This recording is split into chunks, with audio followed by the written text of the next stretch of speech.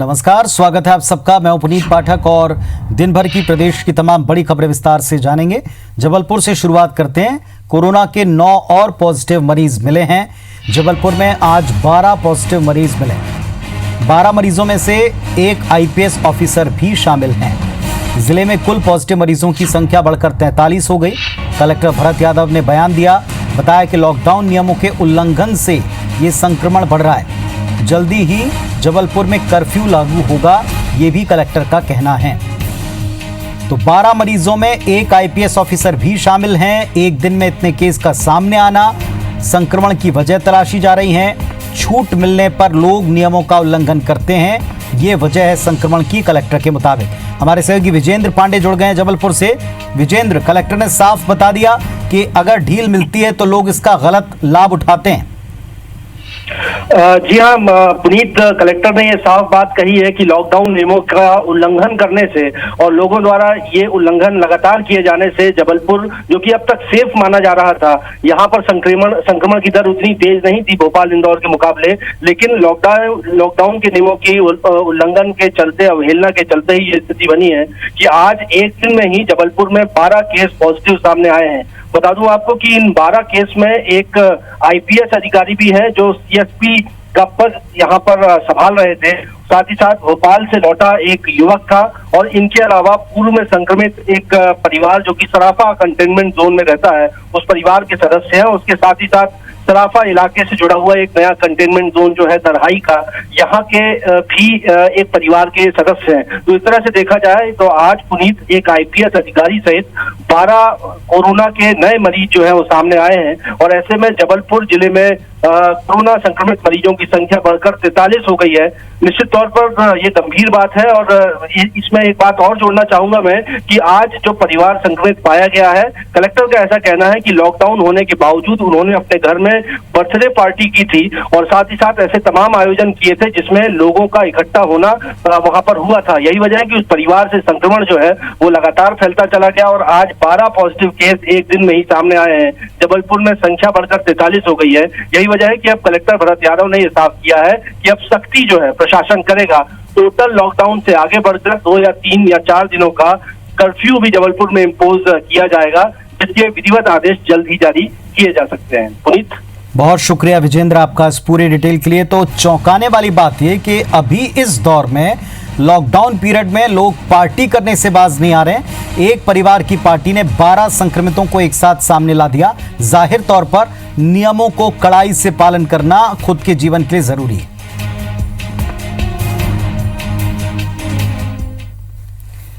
और विदिशा से थोड़ी राहत देने वाली खबर, अब एक भी कोरोना मरीज, संक्रमित मरीज एक्टिव नहीं है। 12 कोरोना मरीज स्वस्थ होकर डिस्चार्ज हो चुके हैं। कलेक्टर डॉक्टर पंकज जैन ने यह जानकारी दी है। विदिशा जिले में 13 मरीज कुल मिलाकर सामने आए। अब 13 के 13 स्वस्थ होकर डिस्चार्ज हो चुके हैं। 12 मरीजों को आज डिस्चार्ज किया गया। विदिशा में अब एक भी कोरोना एक्टिव मरीज नहीं है। मनोज हमारे साथ में जुड़ गए, हमारे सहयोगी विदिशा से। मनोज, एक राहत भरी खबर है कि अब एक भी एक्टिव मरीज वहां नहीं है। बिल्कुल पुनीत जी, बहुत सुखद और दिल को सुकून देने वाली ये खबर विदिशा जिले से आ रही है कि कुल जिले में 13 कोरोना पॉजिटिव मरीज पाए गए थे और ये भोपाल के चिरायू अस्पताल में बाकायदा एडमिट भी थे। एक मरीज की पहले ही नेगेटिव रिपोर्ट आने से इसकी पहले ही छुट्टी कर दी गई थी और आज 12 और मरीज चिरायू अस्पताल से छुट्टी ले दी गई है, मतलब छुट्टी दे दी गई है। तो एक बड़ी सुखद और एक राहत भरी खबर विदिशा जिले के लिए है कि एक तरफ महामारी इस प्रकार का दंश फैला चुकी है, लेकिन विदिशा में ये या तो कह लीजिए कि लॉकडाउन का पालन बहुत सही तरीके से विदिशा के लोग कर पा रहे हैं, जिले भर के लोग कर पा रहे हैं और सोशल डिस्टेंसिंग को बाकायदा एक नियम के मुताबिक चलने का परिणाम ये निकला है कि सारी सुखद स्थितियां, कोई आगे बढ़ा मरीज अभी बढ़ा भी नहीं, ऐसा ईश्वर के प्रति एक अच्छा काम है। और 13 मरीज में से कुल मिला के निकल तो सबकी रिपोर्ट अब आ गई है।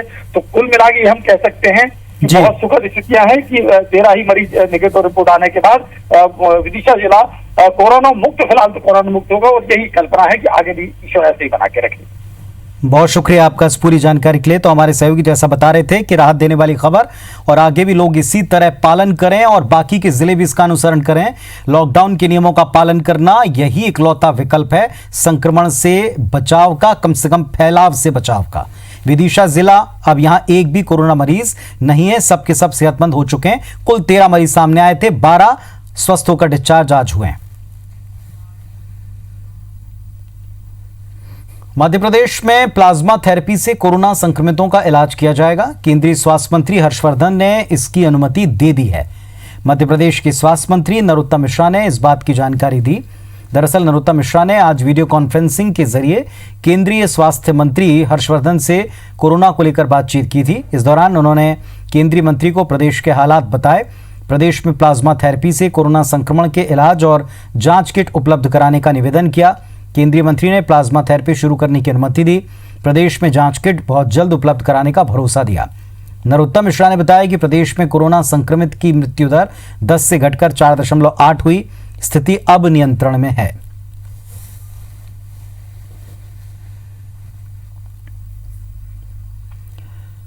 लॉकडाउन का 1 महीना पूरा होते होते मध्य प्रदेश की आर्थिक राजधानी इंदौर में कोरोना संक्रमितों का आंकड़ा 1000 पार कर गया। 84 नए मरीज सामने आने के बाद 1029 पर कोरोना संक्रमितों का आंकड़ा है। मौत का आंकड़ा इंदौर में 55 हो चुका है। इस बीच थोड़ी रात की खबरें भी आती रही हैं और आज भी आई। शुक्रवार को 25 और मरीजों को डिस्चार्ज किया गया। अब ठीक होकर जाने वाले मरीजों की संख्या 102 है। लेकिन इंदौर में टेस्टिंग किट के संकट और सैंपल की पेंडेंसी से, यानी सैंपल की रिपोर्ट न आने से अब तक ज्यादा दिक्कत हुई है। इंदौर में अभी तक 6500 सैंपल लिए गए, जिनमें से 4400 सैंपल की जांच अब तक हो पाई, यानी 2000 से ज्यादा सैंपल उनकी रिजल्ट अभी तक आए नहीं हैं। इंदौर एयरपोर्ट से विशेष विमान से 600 सैंपल भोपाल होते हुए पौंडीचेरी भेजे गए। हाल ही में इंदौर की स्थिति का जायजा लेने केंद्रीय दल आया था। इंदौर में एक और निजी लैब को कोरोना सैंपल जांच के लिए अनुमति दी गई है। इंदौर में 171 हॉटस्पॉट हैं, जिनमें 20 अति संवेदनशील घोषित हैं। इंदौर के बाद महू में भी कोरोना का कहर बढ़ रहा है।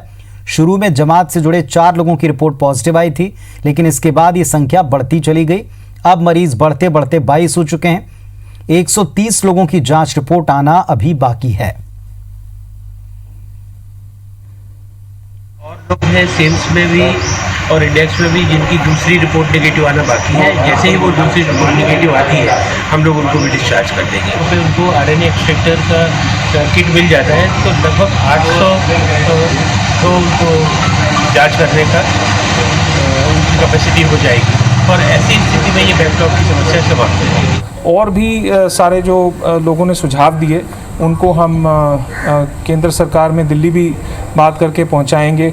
ये बात भी की गई कि क्या और फंडिंग उपलब्ध हो सकती है, हेल्थ इंफ्रास्ट्रक्चर, हॉस्पिटल्स में बेड्स वगैरह की, वो सारी समीक्षा करके राज्य सरकार को भी और केंद्र सरकार को सारी जानकारी हम देंगे। प्रशासनिक अधिकारी, हमारे चिकित्सक जगत के हमारे सब मित्र, पैरामेडिकल स्टाफ सब जिस प्रकार तन मन धन से यहाँ पर लगे हुए, प्राण प्रण से लगे हुए हैं, हमें विश्वास है कि हम कोरोना को जल्दी हराएंगे। इंदौर के पुलिस कंट्रोल रूम से कंटेनमेंट और रेड जोन एरिया में सीसीटीवी कैमरे के जरिए निगरानी के लिए स्पेशल कंट्रोल रूम बनाया गया, जहां 573 सीसीटीवी कैमरों के जरिए लॉकडाउन का उल्लंघन करने वालों पर पैनी नजर रखी जाएगी। कार्रवाई की बात भी की जा रही। ये सुविधा केवल 3 दिन में तैयार की गई। एक बड़ी एलईडी स्क्रीन के जरिए सर्विलांस से जोड़ा गया। 2 निजी कंपनियों के साथ मिलकर नगर निगम ने पूरे शहर में 573 सीसीटीवी कैमरे लगाए हैं। जिन क्षेत्रों में कैमरे लगाए गए वहां सभी मस्जिदों पर लगे लाउडस्पीकर को कमांड एंड कंट्रोल सेंटर से जोड़ा गया, ताकि क्षेत्र में अनावश्यक रूप से घूम रहे लोगों को डायरेक्ट कंट्रोल रूम से अनाउंस किया जा सके। इंदौर में पुलिस लगातार लॉकडाउन का पालन करने के लिए सख्त रवैया अपना रही है। तकनीकी माध्यम से भी पुलिस अपनी कार्यशैली को और मजबूत बना सकती है, इसके प्रयास हो रहे हैं।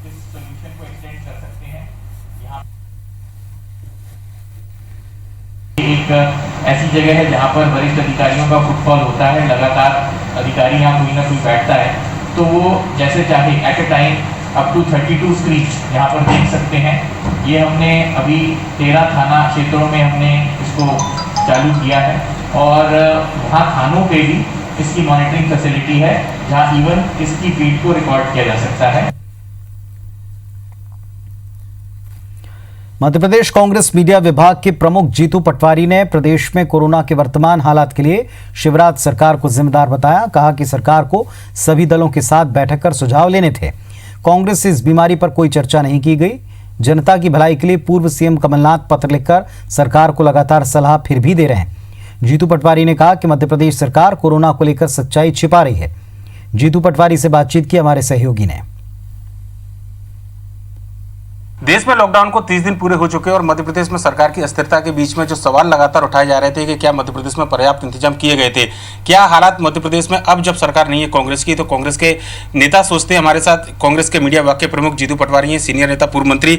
सर, क्या लगा कि आज 30 दिन लॉकडाउन के हो गए और सरकार जिस तरीके से बनी, उठापटक मध्य प्रदेश में चली, उसके बाद की स्थिति हम देख रहे हैं कि भोपाल और इंदौर में क्या हालात हैं आपकी निगाह में, क्योंकि आप लगातार सवाल उठा रहे हैं मध्य प्रदेश के अंदर स्वास्थ्य व्यवस्था को लेकर, दूसरी व्यवस्थाओं को लेकर। आज इस महामारी से सबको मिलकर लड़ने की आवश्यकता थी। प्रदेश के मुख्यमंत्री बने पीछे के रास्ते से बने, पर याद रखना चाहिए कि जनता ने हमें चुना था और ये भी याद रखना चाहिए कि हमारी सीटें भी ज़्यादा आई और हर तरीके से कांग्रेस पार्टी की विचारधारा को मध्य प्रदेश ने आत्मसात किया।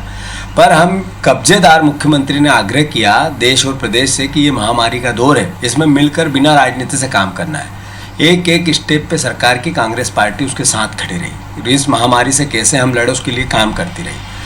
पर प्रदेश के मुख्यमंत्री आज इंदौर की भयावह स्थिति हो गई, 55 से ज़्यादा मौतें हो गई, पूरे प्रदेश में 86 मौतें हो गई। आज पीपीपी किट और मेडिकल लाइन के इक्विपमेंट 1 महीने बाद 30 दिन बाद पूरे नहीं है। 3000 से ज़्यादा टेस्ट जांच के अभाव में पड़े हुए हैं। समिति बनाई है, कांग्रेस की ओर से कोई सुझाव, क्योंकि विपक्ष की एक बड़ी भूमिका होती है, अगर आपसे कभी कोई सलाह मांगी सरकार ने? सरकार ने सलाह नहीं मांगी, तब भी हमने दी। समय समय पे मुख्यमंत्री जी ने पत्र लिखे, कमलनाथ जी ने पत्र लिखे, समय समय पे कांग्रेस पार्टी ने विचार दिए। मैं मानता हूं कि टास्क फोर्स जो बनी वो नेताओं की बनी, एक्सपर्ट्स की बननी थी, डॉक्टरों की बननी थी, विशेषज्ञों की बननी थी। वही गलत लाइन थी। मैं मानता हूं कि जिस तरीके की परिस्थितियां पूरे प्रदेश में बनी, इसको लेकर एक सर्वदलीय कोई प्रोसेस बननी थी, एक कमेटी बननी थी जिस पर कि सब राजनीतिक लोग, कोई विशेषज्ञ मिलकर काम करे। उस दिशा में इस मुख्यमंत्री ने काम ही नहीं किया। मैं मानता हूँ कि कुल मिलाकर चड्डी के पजामे के ऊपर चड्डी पहन के स्पाइडरमैन बनने की शिवराज की जो ललक थी, उसने इस भयावह स्थिति में इस मध्य प्रदेश को ले गया और उसके लिए कोई मात्र दोषी है तो शिवराज सिंह चौहान है। बिल्कुल देख सकते हैं कि मुख्यमंत्री जिम्मेदार हैं वर्तमान की जो स्थिति है, क्योंकि जो हालात मध्य प्रदेश के अंदर बने उसको लेकर जो राजनीतिक प्रदेश था वो तो जिम्मेदार थे, पर लेकिन सरकार की ओर से जो प्रयास नहीं किए गए थे उसके लिए सीधे तौर पर जवाबदेह उन्होंने बताया है। कैमरामैन राहुल सिंह के साथ सुधीर दंडोतिया, IBC। देश में लॉकडाउन के चलते परेशानियों की कई तस्वीरें भी सामने आ रही हैं। खंडवा में लाचारी की एक और तस्वीर दिखी। एक गर्भवती महिला करीब 400 किलोमीटर का पैदल सफर तय कर यहां पहुंची। 2 साल के बेटे और पति के साथ ये गर्भवती महिला महाराष्ट्र के औरंगाबाद से चली थी, जिसे सतना जिले में अपने गांव जाना है। ये महिला औरंगाबाद में अपने परिवार के साथ चटाई बनाने की फैक्ट्री में काम करती थी। लॉकडाउन की वजह से काम बंद हो गया। वहां न खाने की व्यवस्था थी, न सर छिपाने की जगह। किसी अस्पताल में प्रसूति के लिए दिखाया तो वहां ऑपरेशन के नाम पर 50,000 रुपए की मांग की गई। मजबूरी के मारे इस महिला और उसके परिवार ने अपने घर जाने की ठानी और पैदल ही निकल पड़े। इस महिला की जानकारी लगते ही पंधाना विधायक राम दांगोरे को जैसी जानकारी लगी तो मजदूरों के लिए खाने और रहने की व्यवस्था उन्होंने की। हम लोग औरंगाबाद से आ रहे हैं, 4 दिन हो गया पैदल आते। उधर न खाने के लिए कोई सुविधा, न कुछ ही काम का नहीं, न दवाई कराने के पैसा, न कुछ का नहीं। तो क्या करें, उधर वो दिखा रहे थे नर्स को, तो बोल रहे थे कि वो 50,000 रुपया रख लेना, फिर इधर डिलीवरी कराना। तो मेरे पास खाने के लिए पैसा नहीं, तो 50,000 में कहाँ पाऊंगा। मैंने फोन लगाया, मेरे को जानकारी मिली कि हमारी विधानसभा से होते हुए कुछ लोग इधर आ गए हैं। प्रेग्नेंट महिला है, कोई भी इंसान हो उसके अंदर मानवता जीवित रहती है। ये यहाँ तक आ गए, इनकी व्यवस्था क्यों नहीं करी? आगे आप जाइए, आपको और 100 लोग मिलेंगे। खंडवा कैसे क्रॉस करके चले गए वो? ये 2 साल का बच्चा है, तेज गर्मी है, कुछ हो गया तो कौन इनकी नैतिक रूप से जिम्मेदारी लेगा? कोरोना संकट के बीच में कुछ भावुक करने वाली तस्वीरें भी सामने आई, जो इस संकट के दौर में जिम्मेदारी का एहसास करा रही। कुछ इसी तरह की तस्वीर मंदसौर में भी सामने आई, जहां कोरोना योद्धा के तौर पर क्वारंटीन सेंटर में बीते 25 दिनों से अपनी ड्यूटी निभा रहे डॉक्टर राजेश पुराना की पत्नी भावना का जन्मदिन था। बीती शाम को पत्नी के जन्मदिन पर पत्नी और 2 बेटियों अक्षरा और अवंतिका का मन रखने डॉक्टर राजेश घर तो पहुंचे, लेकिन घर के गेट से उनको अपनी पत्नी को देखना पड़ा। उन्होंने वहीं से विश किया। ये तस्वीरें उनकी बेटी ने अपने मोबाइल पर कैप्चर की। पत्नी ने भी कोरोना के इस जंग में अपने पति का साथ निभाया। पत्नी और बच्चों ने घर के बरामदे में पति के सामने गेट पर केक काटा, जन्मदिन मनाया। डॉक्टर बोराना गेट से अपनी पत्नी को बधाई देकर वापस ड्यूटी पर लौट गए। कोरोना योद्धा के तौर पर लगातार अपना फर्ज निभा रहे डॉक्टर राजेश बोराना पत्नी के और बच्चों के करीब नहीं गए, उनसे मिले नहीं, केवल दूर से बधाई दी। 15 साल हो गए हैं, तब से तो हम हमेशा साथ में मनाते हैं, बहुत अच्छे से मनाते हैं, बाहर जाते हैं। पर पहली बार ऐसे मनाया तो अच्छा नहीं लग रहा था, लेकिन ठीक है, परिस्थितियाँ जैसी परिस्थितियाँ वैसे एडजस्ट कर लिया। अब हम लोग हमेशा उनका और मम्मा का बर्थडे जैसे आसपास हम लोग बड़े अच्छे से मनाते हैं। हम लोग साथ में बाहर जाते हैं, बहुत सारे फ़ोटोज़ खींचते हैं साथ में। लेकिन इस बार थोड़ा अजीब लगा क्योंकि वो दूर से ही, मतलब घर भी नहीं आए, वो दूर से ही चले गए विश करके। लॉकडाउन का असर अब ग्वालियर के गांधी प्राणी उद्यान यानी कि चिड़ियाघर के वन्य जीवों के व्यवहार पर भी देखने को मिल रहा है। वे तनाव मुक्त और अपने पिंजरे और बाड़ों में खुलकर मस्ती करते नजर आए। वन्य प्राणियों को शुद्ध हवा मिल रही है, ध्वनि प्रदूषण से निजात है, इसलिए वो प्राकृतिक वातावरण में खुद को स्वच्छंद पा रहे हैं। चिड़ियाघर के जू एक्सपर्ट के मुताबिक अभी लॉकडाउन से चिड़ियाघर में सन्नाटा है। वन्य जीव मस्ती कर रहे हैं, यहाँ उन्हें जंगल जैसा वातावरण महसूस हो रहा है। आम दिनों में जब पर्यटक आते थे तो वन्य जीव सामने आने से डरते थे, लेकिन अब ऐसा बिल्कुल नहीं है। ऐसे में लॉकडाउन का वन्य जीवों पर सकारात्मक असर दिखा है। जानकार ये मानते हैं कि शांत वातावरण से वन्य जीवों में प्रजनन की संभावनाएं बढ़ेंगी।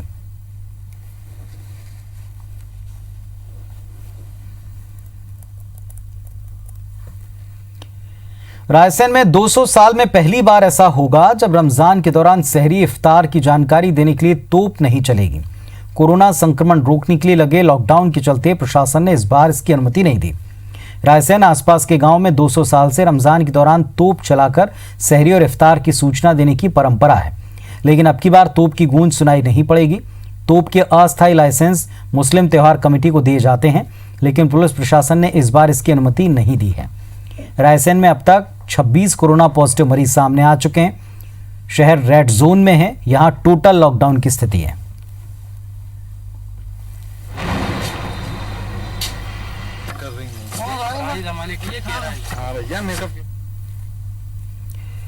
और अब झकझोर देने वाली खबर, मासूम जो प्यार के हकदार हैं, नौनिहाल जो देश का भविष्य हैं, बच्चे जो आने वाले वक्त के कर्णधार हैं, लेकिन ये शिकार हो रहे हैं वहशीपन के, दरिंदगी के। आखिर कब तक, ये बड़ा सवाल है। यूं ही ये शिकार होते रहेंगे क्या, ऐसा मान लिया जाए? वारदात के बाद हमेशा की तरह फिर वही सवाल है, कब बदलेंगे हालात?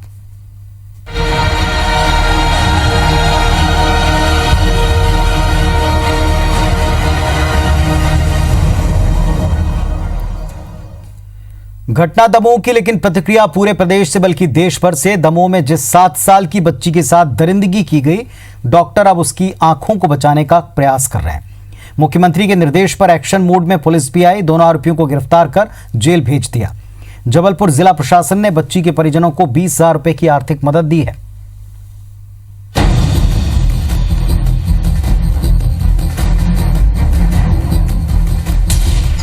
ये तस्वीरें उस दरिंदे की हैं जिसने मध्य प्रदेश के दमोह में सिर्फ 5 साल की मासूम बच्ची का न सिर्फ अगवा कर बलात्कार किया, बल्कि उसकी दोनों आंखें भी फोड़ दी।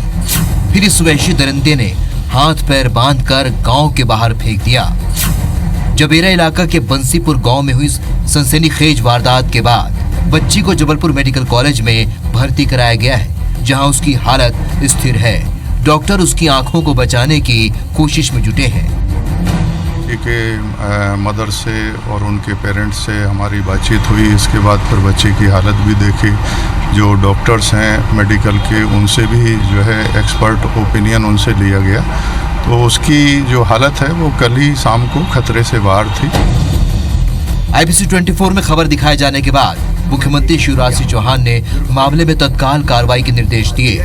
साथ ही ये भी कहा कि पीड़ित परिवार की हर संभव मदद की जाएगी और दरिंदे को फांसी की सजा दिलाने की कोशिश की जाएगी।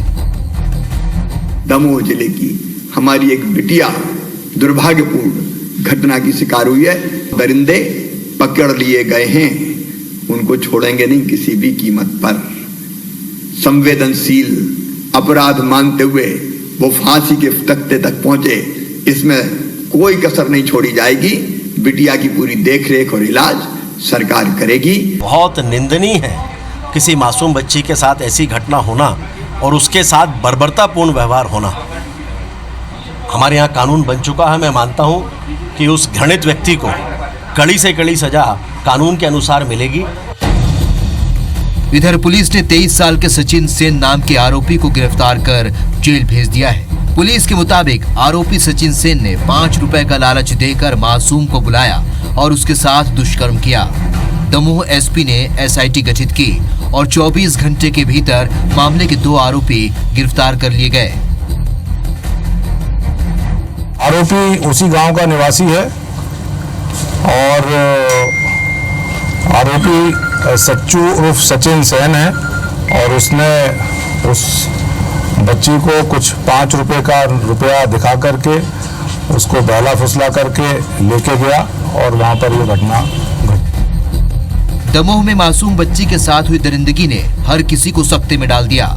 हर कोई चाहता है कि मासूम की आंखें ठीक हो जाएं और वो इस हैवान को फांसी के फंदे पर लटकता हुआ देखे। Bureau report IBC 24। और एक बड़ी खबर इस वक्त जबलपुर से, टोटल लॉकडाउन की स्थिति है। जबलपुर में कोरोना संक्रमण रोकने के लिए जिला प्रशासन ने सख्ती का संदेश दिया था, फैसला ले लिया गया।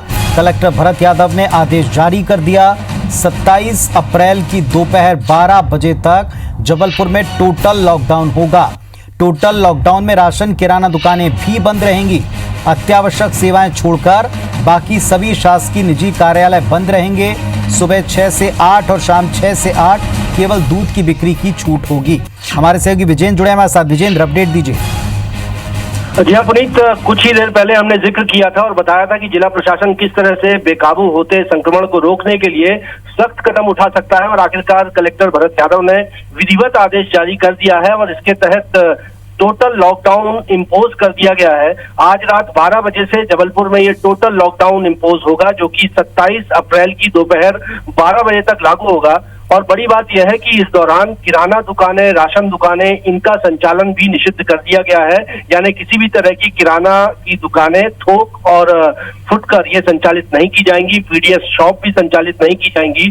सभी तरह की सब्जी मंडियां, फल मंडियां भी संचालित नहीं की जा सकेंगी और सिर्फ दूध विक्रय की छूट रहेगी। सुबह 6 बजे से 8 बजे और शाम को 6 बजे से 8 बजे, ये 4 घंटे दूध विक्रय की छूट सुबह और शाम को होगी। लेकिन इसके अलावा तमाम जो किराना दुकानें हैं वो बंद रहेंगी और साथ ही साथ अत्यावश्यक सेवाओं को में लगे शासकीय और निजी दफ्तरों को छोड़कर तमाम दफ्तरों को बंद रखने का आदेश जारी कर दिया गया है। जिला प्रशासन ने विधिवत एक लेटर भी इसके लिए एक आदेश जारी कर दिया है और ये कहा है कि इस दौरान अगर टोटल लॉकडाउन के प्रावधानों का उल्लंघन किसी भी शख्स के द्वारा किया जाता है तो उसके खिलाफ IPC की धारा 188 के तहत प्रतिबंधात्मक कार्रवाई की जाएगी। पुनीत, बहुत शुक्रिया आपका इस पूरी अपडेट के लिए। तो जबलपुर में अब टोटल लॉकडाउन कर दिया है, कलेक्टर ने इसके आदेश जारी कर दिए। इस बुलेटिन में फिलहाल इतना ही। नमस्कार।